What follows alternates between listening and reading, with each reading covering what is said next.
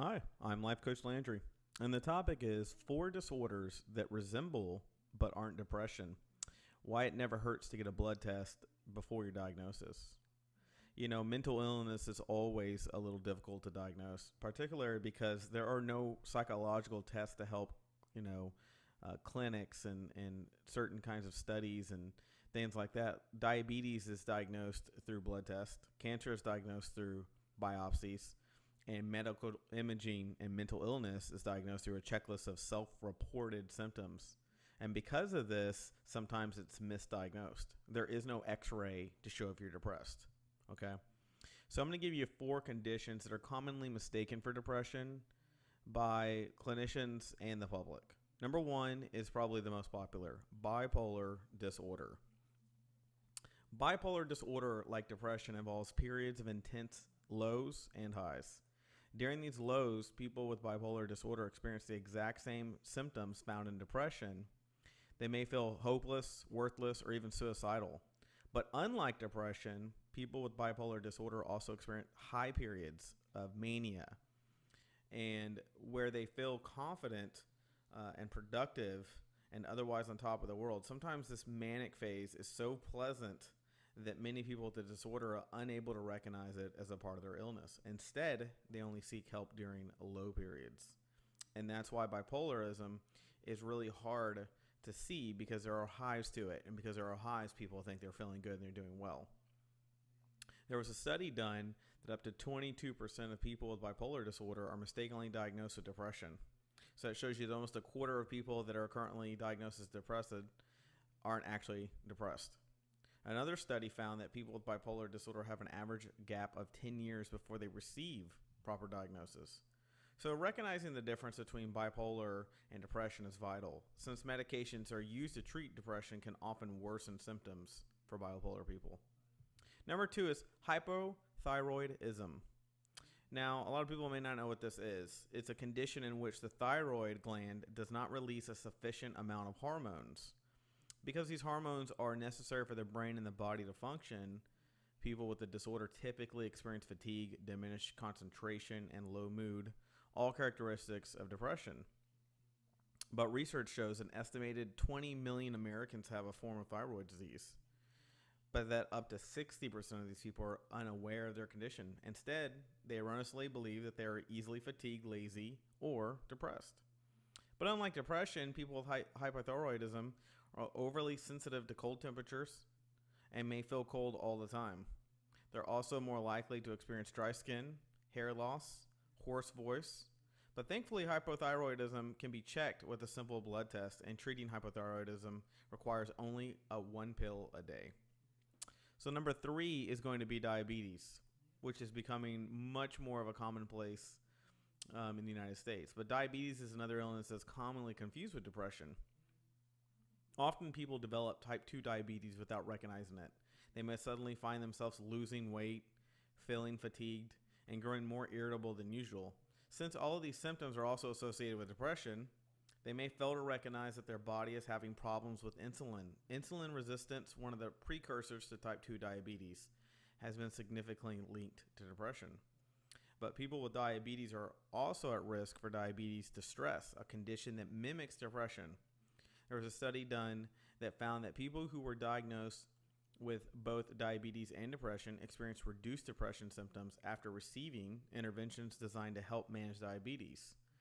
So meaning diabetes could actually be the culprit of causing symptoms like depression, but you're not actually depressed. In other words, their symptoms were not due to depression, but instead due to the stress of living with chronic illness. Because depression is measured with scales that are symptom-based and not tied to cause, in many cases, these symptoms may actually reflect distress that people are having about their diabetes and not clinical diagnosed depression. Number 4 would be chronic fatigue syndrome. Chronic fatigue syndrome, also known as myalgic or systemic exertion intolerance disease, is an illness characterized by extreme fatigue with no apparent cause. Chronic fatigue syndrome also involves difficulties concentrating, muscle pain, and problems with sleep. And since these symptoms are also associated with depression, people with chronic fatigue syndrome are frequently diagnosed. A study published said that chronic fatigue syndrome is underdiagnosed in more than 80% of people who have it, and that depression is most likely a common misdiagnosis. So thankfully, there are at least one clear difference between depression and chronic fatigue syndrome, whereas people with depression are both exhausted and uninterested in their hobbies. People with chronic fatigue syndrome may still want to participate, they just may be lacking the energy. So I'm going to recap these 4 things for you. 1 is bipolar disorder. Number 2 is hypothyroidism. Number 3 is diabetes. And number 4 is chronic fatigue syndrome. All 4 of these things are not depression, but they mimic depression-like symptoms. So does anyone really have depression then? Yes. Depression is a very real, very serious illness that affects millions of people every year. The majority of people who are diagnosed with depression are diagnosed correctly and are able to recover with proper therapy or medication or just life coaching or something that really gets them into a different mindset and helps recondition them. It all depends on whether it's a chemical imbalance or simply a way of thinking about things. Most people, when they think of depression, they think it's hereditary, that there's no way out of it, there's nothing you can do, and it has to be done with some kind of pills or something, which is not always the case. In fact, that only makes up 50% of the cases. Still, a misdiagnosis is always possible.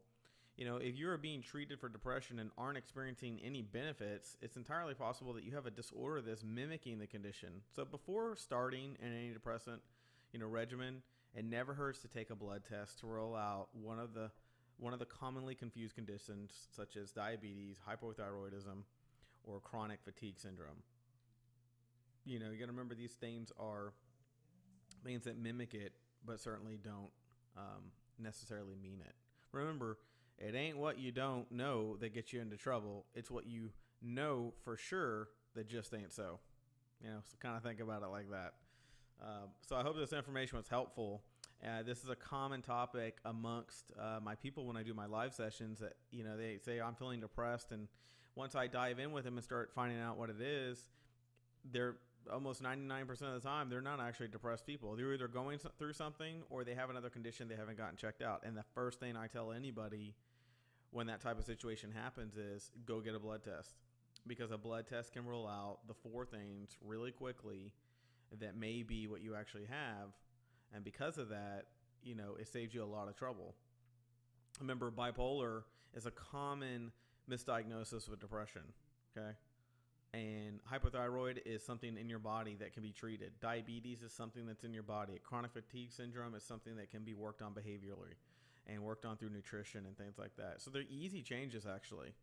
But if you don't have the information at your disposal to know that you should change them, how are you ever going to know that you need to put some work into doing something different? So it's one of those things where depression is so common in the United States to be diagnosed that it's just, there's an urgency to educate people about that you may not actually be depressed. So I hope this information was helpful. And if you want to book a personal session to talk more on this subject, you can contact me at the email below. And if you found this information of value, show your appreciation by clicking on the donation link below, and I will talk to you soon.